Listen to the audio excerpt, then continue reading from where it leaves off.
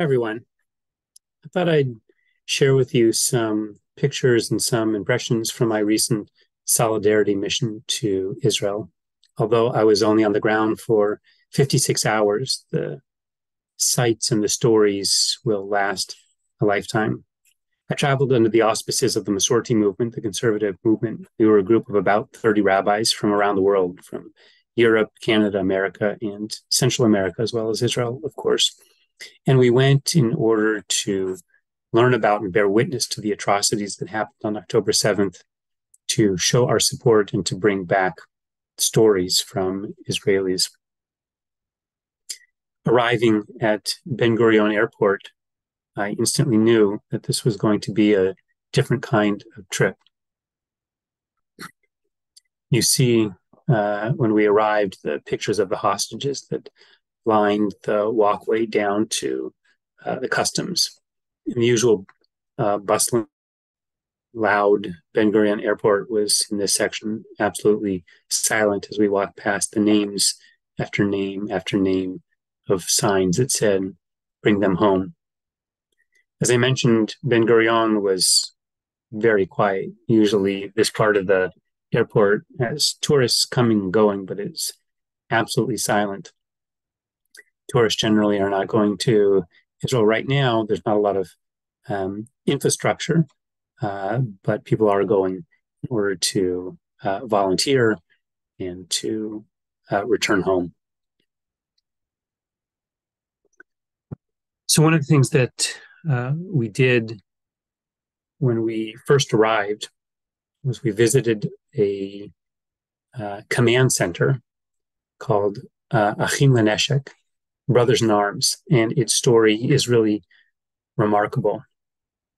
Achim Leneshek, Brothers in Arms, was established 6 months or a year ago to fight for the soul of Israel.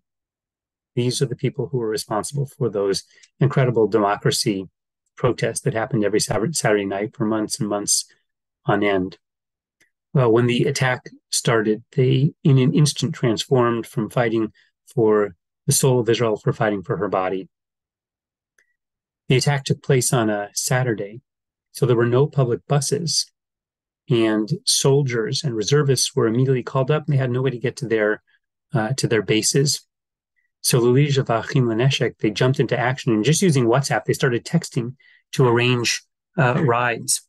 Very quickly, that work expanded because people evacuating the south and the north needed a place to stay. They needed clothes, they needed food, they needed housing. So again, Achim Leneshek jumped into action to arrange all of that. There was a void in what the government, and so the people helped each other. In this case, what you see pictured is me with some suitcases. Before we left, we were asked to bring long underwear.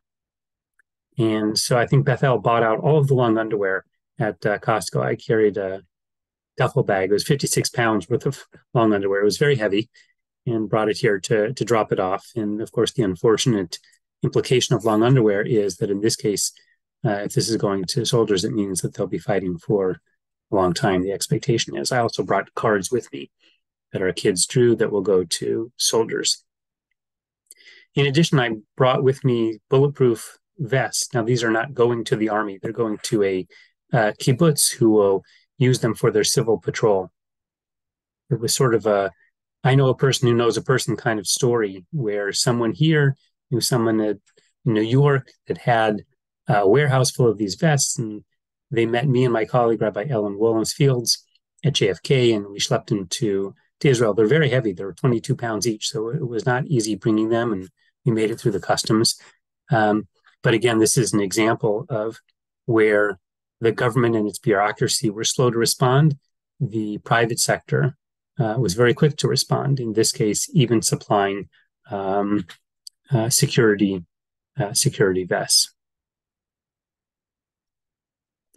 Here we are taking a tour of the headquarters of Achim Leneshek. If you've ever been to the Chag Sameach program at JFNCS, it's kind of like that project, but on steroids. In just overnight, tens of thousands of Israelis volunteered to man this headquarters in Tel Aviv. And thousands and thousands of donations started to pour in from Israel and from around the world.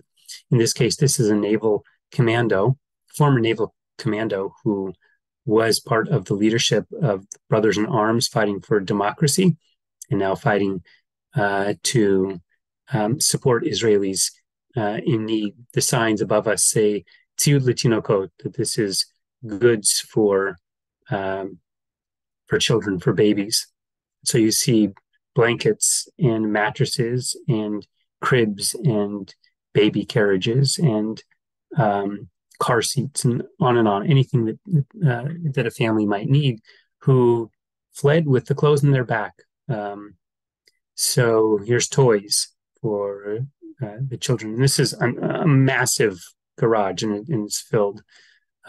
These are winter boots that they'll need. And this is, if you can read the sign, it says Bali Chaim for their pets. In addition, there's a whole section just for Shiva. When families observe Shiva, and many, many thousands of families have in Israel recently, they are taken care of by their community.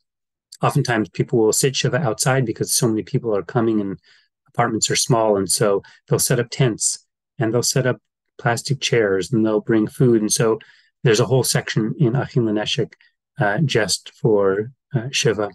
And so again, this operation is really an example of plain Israelis, Amcha, rising up to give support to others Israelis. And it's a form of their resilience, that where they're needed, where they can be a support, they haven't hesitated. And that was truly inspiring.